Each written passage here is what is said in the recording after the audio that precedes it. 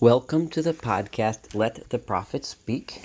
This is Yeshayahu, Isaiah 51c, in which we will complete the study of chapter 51, Parak Nun Aleph of Yeshayahu, Isaiah. And this is Saul Weinreb, the host of your podcast. Even though this is all part of chapter 51, this is the beginning in the way the Jewish chapters are broken up. This is a new chapter, Anochi, Anochi. This is verse 12 we're starting with, and we're going to do from verse 12 until the end. And really is the beginning of a new chapter. It doesn't really, it does continue to some extent from 51, but it is a new chapter. So this is 51c. Because it's new, I'm going to forego my usual summary of the previous one, because we can start off. Anyway, we do need to go back to chapter 40, verse 1, which started off what some people call the second half of the book of Yeshayahu. I, as I've repeatedly mentioned, don't like looking at it that way. I think of it as all as one book for the reasons which I've stated repeatedly throughout this podcast and almost every single one. However, 40 does start a new section of the book, in that after recounting the story of the failure of Chizkiyahu, the failure of Hezekiah the king to become to fill his potential as the Redeemer, which is what Yeshayahu hoped for, he started with these prophecies which continue till the end of the book, the prophecies of the future. So it started off with Nachamu, Nachamu Ami, right? Comfort, and I read it, and I'm still going to continue to read it this way, that was a command that God said to the Jewish people. You, my nation, Nachamu, you must give comfort, give comfort, give comfort. Yomar al-Kechem, so says your God. And who should you give comfort to? Dabru alev Yerushalayim v'kirullah. Speak to Jerusalem and call out to her. Tell her that redemption is on its way.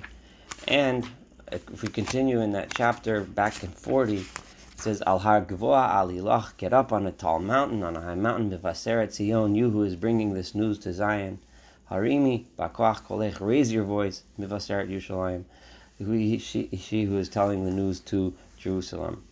Don't be afraid. Harimi al tirai, do not be afraid.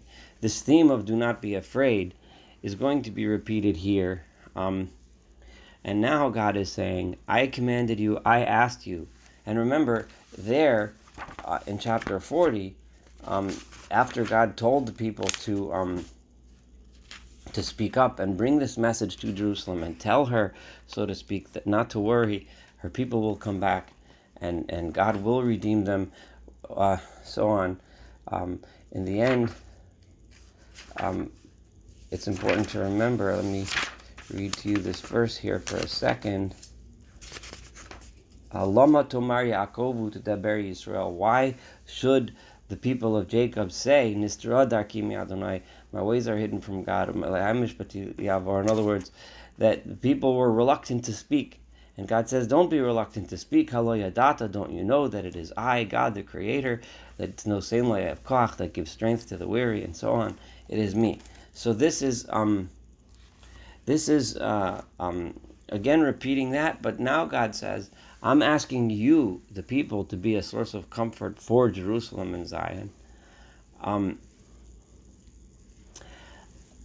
Who will comfort you? And God says in verse 12, 51, and here we start, Hanochi, Anochi, hu menachemchem. I, God, and repeatedly, this is a theme we see over and over again many times, where it's just a style of speech that Isaiah Yeshayahu has to repeat things and double to emphasize. I, God, will be the one who comforts you, right? I'm asking you to comfort Jerusalem. I will be the source of comfort for you. God says to the Jewish people, Mi'at vatiri me'enosh yamus.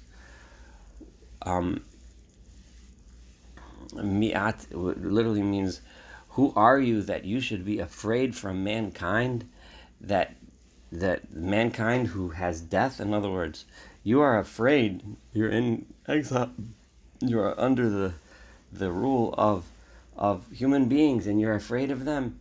they pass from this world. They are yamos, they die. Umi ben adam chatzir hinasein, and you should be afraid of human beings, a ben adam who dry up and died like grass. In other words, just like grass grows, and then at the end of the year it dies away, and then grows again and dies away. That's how human beings are. Why are you afraid of them? In other words, I am giving you comfort, God says, because I am permanent. I am forever. I am eternal. Human beings you're afraid of. Vatishkach Adonai Osecha. And instead of you're afraid of humans, and you forget about God who has created you. God who is Noteh Shamayim v'Yosei Haaretz. God who laid out the heavens and established the earth. And instead, Vatifached Tomid Kol Hayom, all day you are constantly in fear of Tifached. And Tifached means not just fear, but it means this terror and dread. All day mipnei chamat hametzik, because of the anger of the one who is oppressing you. The metzik would be the one who is oppressing you, or the one who is besieging you. Ka'asher konein lahashchis, because he is constantly planning and aiming to destroy you. V'ayech hamas hametzik. Where is this anger of the oppressor? The anger of the oppressor can and will be gone. Human beings are here one day and gone the next. This next phrase in verse 14, which I'm about to read, is extremely difficult to translate. So I'm going to go through some of the many different potential translations. Mihar tzo'eh lihiposeach. Now, mihar clearly means quickly. Tzo'eh, the tzo'eh, lihiposeach, will be opened or untied. Tzo'eh is tzadi ayin hey. Not the spelling that usually we with a word that sounds similar, tzo'eh with an aleph. This is tzo'eh with an ayin. So it's a very different word. Ayin and aleph are obviously very different. So what exactly this word tzo'eh means is extremely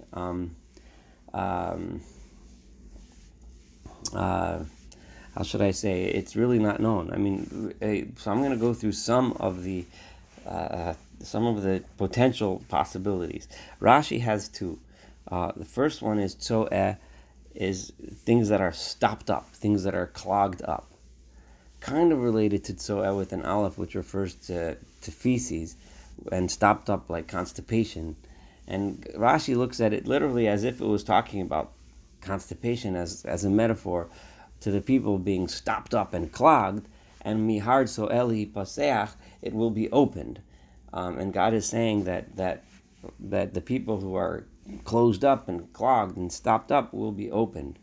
V'lo yamut, and then the rest of the verse would read, V'lo yamut lashachat, and they will not die to be cut down and destroyed. Like I said before, that the people are konein lahashchis in the last verse. They're planning. The enemies are planning to cut you down. But now I'm saying in this verse, lo yamut l'shachas, I will not allow you to be cut down. V'lo yechsar lachmo, and his bread, in other words, the sustenance of the people, will not be missing. They will have what they need to be sustained. So that's one for the first possibility in Rashi. The second possibility in Rashi is tzo'eh is referring to one who is girded, one who is tied up with his armor and his swords and his bows and arrows. He's all girded and ready for war. And then that would mean mihar tzo'eh lihiposeach. The one who is girded for war against you will quickly become untied, ungirded. In other words, I will get rid of those people that are coming against you. And as a support for this, Rashi brings what we have in Yeshayahu later on, in chapter 63, verse 1, that's Perek Samach Gimel. It says there, Mizeh ba me'adom, who is this coming from Edom? Zehadur b'levusho, he is majestic in what he's wearing. Tzo'eh berov kocho, he is tzo'eh, the same word, in all of his might, in all of his strength. And Rashi is interpreting this to mean he is girded up in all of his things. I'm going to go with this second shot in Rashi, but before I do that, I want to just bring some of the other possible explanations. The Radak and the Metzudos understand tzo'eh to mean one who is mitul tol. Tzo'eh, someone who is exiled and being bounced around and wandering from place to place. and then lihi paseach would mean he is being like freed from prison. So mihar tzoeh, I don't like this because if tzoeh means one who is being bounced around, then lihi paseach should mean he is being brought into a specific place. If tzoeh meant someone who is bound up and tied in prison, then lihi paseach could mean he's now being opened up and released. So the Radak and the Metzudos, you would have to, it would kind of stretches the credulity to think that it means one who is being bounced around from place to place. I wouldn't use the language to say that he is being redeemed. I wouldn't use the language lihi paseach, to be opened up. But that's how they interpret this to mean mihar tzoeh lihi paseach. A fourth possibility is that a tzoeh means a captive, and this would be the Even Ezra, who says that tzoeh means a captive. Each one brings various explanations as to why. Then the Even Ezra at least makes more sense. Mihar tzoeh lihi paseach. Quickly the tzoeh the captive will be released. The Even Ezra's explanation is the most kind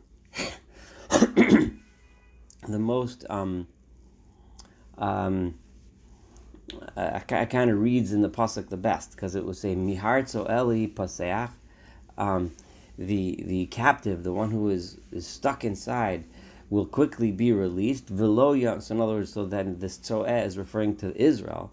V'lo yamus l'shachas, and he will not die and be destroyed as his oppressors want to. V'lo yachsar lachmo, and he will have his food.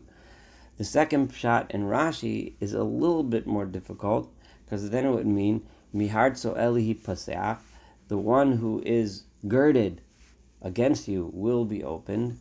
V'lo yamut l'shachat, and then you have to flip and say, and then he, the Jewish people, will not die l'shachat, to be destroyed. V'lo yachsar lachmo. So either the Even Ezra or Rashi could be. I kind of like Rashi's simply because it's more consistent with chapter 63, but then I kind of like the Even Ezra's explanation because it's more consistent with the reading of this verse. Neither are 1,000,000% satisfied for the reasons which I enumerated, satisfying for the reasons which I enumerated. However, that's the best we can do so far as I can tell. And the various translations of this verse take different approaches. I'm looking at the one that's online in Sefaria. I think that's from the Jewish Publication Society. They look at tzoeh as one who is crouching. Mihar tzoeh lihi paseach. I guess they have reasons for translating it that way. But anyway, that's where we're at. So that's verse 14. Verse 15. So God continues. I will then, God is telling the people, don't be afraid. Why are you afraid of human beings if you should have faith in me? But I, God, I'm not like that oppressor who's human, who has death, but rather I am Rogah Hayam Vayamuk Alav.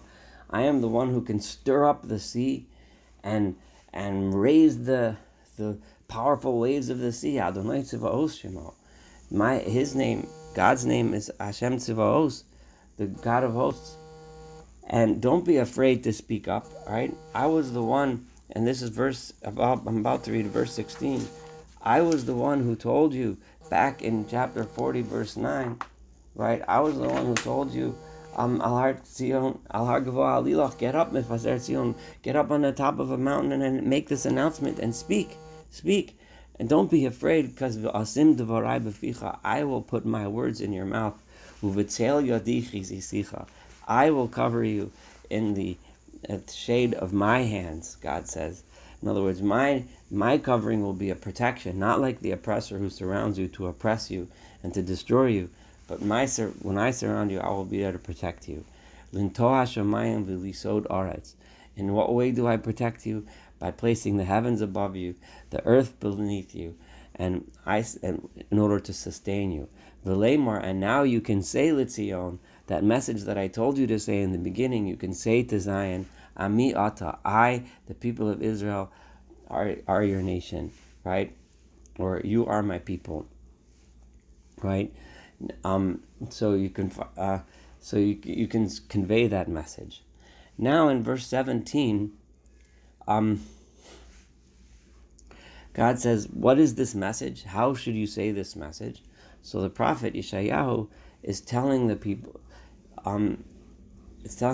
what to say to Jerusalem. Okay, Hitorari, Hitorari. When you come to Jerusalem, and you're going to wake up, and you're going to build the land, and you're going to build a nation. What do you say to the nation, so to speak? What do you say to the country that you're building? Hitorari, Hitorari. Wake up, wake up.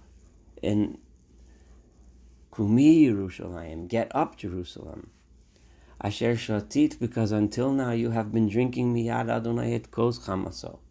You have been drinking from the hand of God the cup that was full of God's anger. Et kubat kos hatar elah shatit matzit. Right? You have et kubat kos hatar elah. You have drained the bottoms of the cup of suffering. That is what you have been drinking. That is what you have found until now. Ein menahel Allah mikol banim yolada. There's no one here to guide you, Jerusalem. Of all of the children you have birthed a people, you have given birth to a nation, but they were gone. They weren't here to guide you and bring you to build a nation here that is worthy. To build, there's no one here to guide you into becoming the nation that you should be. There was no one to hold you by her hand, Jerusalem's hand. Mikol banim gidela. From all of the children that she raised, they were all gone. Shtayim heina kor osayach. These two things, only these two things, have befallen you, have happened to you. Mi yanudlach. Who can give you consolation? Hashod v'hashever, destruction and ruin, v'hara v'acherav, and famine and war. Mi anachamech. Who can give you comfort? How can I give you comfort, or who can give you comfort? Banayach ulfu shachvu. Your children have been exhausted. They have been lying exhausted. Birosh kol chutzos kito mechmar, in all of the places outside of you, like a toe, which is a kind of animal in a trap. So it would be some kind of wild animal that people would trap to eat. So it's often translated as like an antelope or a gazelle or something like that. Kito mechmar, like a trapped antelope. In other words, the people were running free, but they're trapped all over the world, in all of the cities, Berosh Kol Chutzos, every place outside of Jerusalem, and they're lying there exhausted. Hamaleim Chamat Adonai Garat Elohayach. And they are full of the anger of God, and the scream, or the rebuke, the angry words that God said against them. That's where all of your children went. However, therefore, Shem'ina, please listen to me, Jerusalem. This has been your fate until now. Zos Aniya, you, oh poor one, who's so sad and so upset. Now it's time to listen to this message. Ushichurat, you who are drunk, v'lo miyayin, but you're not drunk of wine, but you're drunk from drinking that kosatar elah, that cup full of suffering.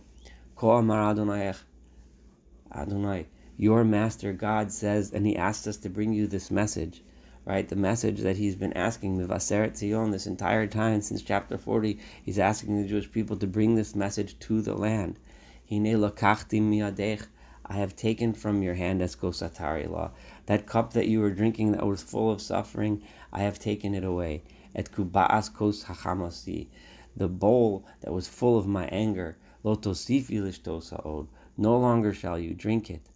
V'samtia biyad mogayach, I'm going to take those cups and that bowl, or that cup and that bowl, I'm going to take it and I'm going to place it into the hands of those who have been making you suffer, those who have been tormenting you.